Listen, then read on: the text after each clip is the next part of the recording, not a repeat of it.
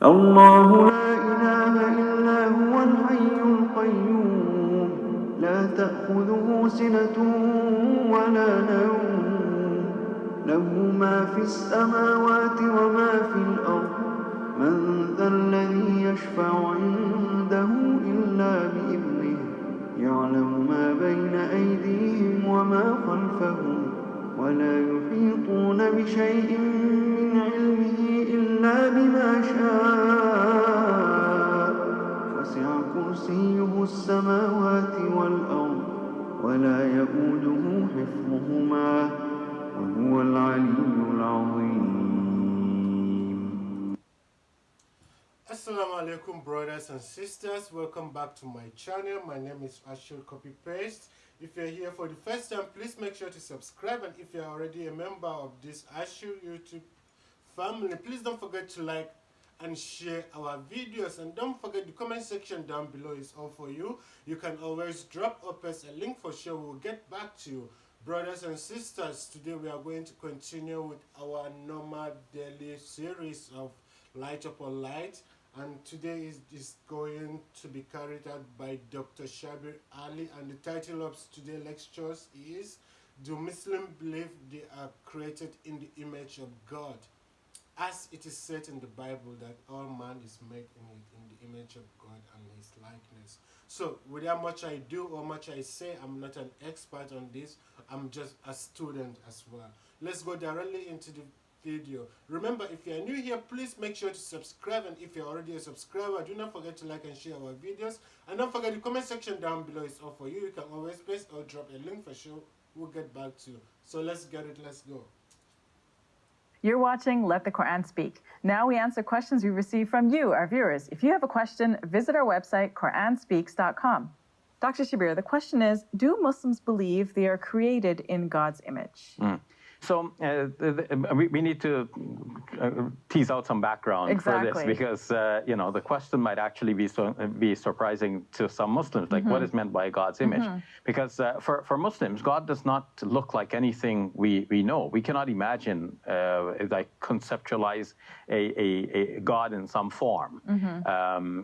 So we are told since we are children that angels are like this. Angels are neither male nor female. So we realize from childhood in our Islamic teachings that we can't even visualize what angels look like. I mean, we may see popular iconography, mainly from Christian sources, with angels having wings and so on. And the Quran, in fact, says that angels have wings, or describes some angels as having wings. But they're not physical beings like us. They're spiritual beings. When we think about God, in the Muslim conception, God is even beyond that. God is transcended. He is referred to in the Quran as Al-A'la. He is, above everything. And the Quran says, "La tudrikuhu al-absar wa huwa yudrikul absar wa huwa al-latiful khabir." No vision can grasp him, but he grasps all vision, and he is subtle yet aware. So God is that subtle being. The Bible describes him as the hidden God in the book of Isaiah. Yet, to tease out that background a little bit more, in our sister religions of Judaism and Christianity, this was already discussed, and that's largely where the question seems to come from. Is it a biblical concept? Yes. In the book of Genesis, in chapter 1, it says that on God created things day 1, day 2, day 3, then on the seventh day God rests. On the sixth day, God created human beings, and then it says, in the image of God, he made them.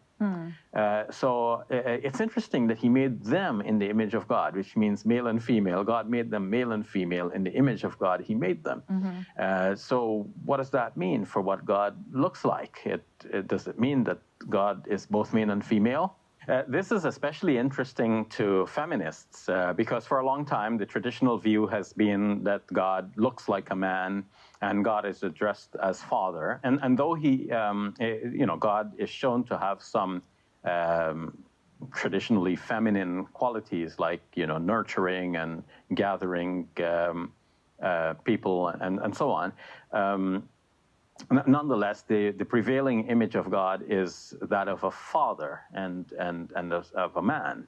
And now, in the book of Genesis, we see that God sometimes comes down in the form of a human being as a man, and he appears, for example, to Abraham, and then he dines with Abraham, apparently.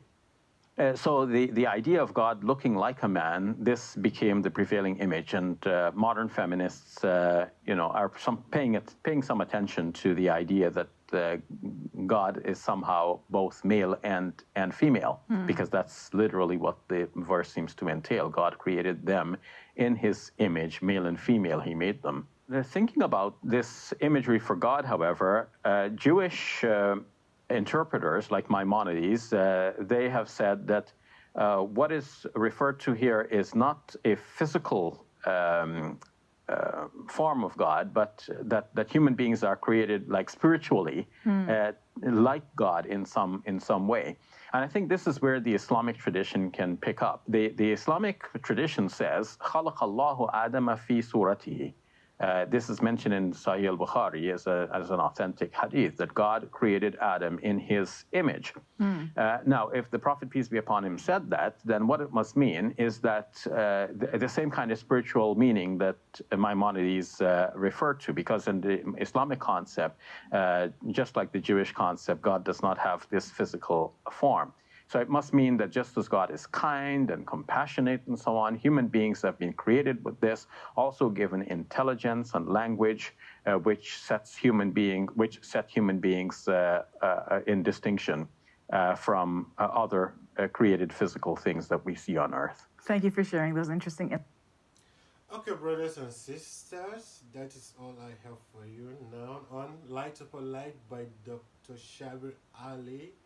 On this subject, do Muslims believe they are created in the image and likeness of God? I hope this answered our question and our doubts. Please remember, if you are new here, make sure to subscribe, and if you are already a subscriber, do not forget to give us a like and a share, and don't forget the comment section down below is all for you. You can always paste or drop a link for sure. We'll get back to you. See you on the next series on Light Upon Light. Stay safe.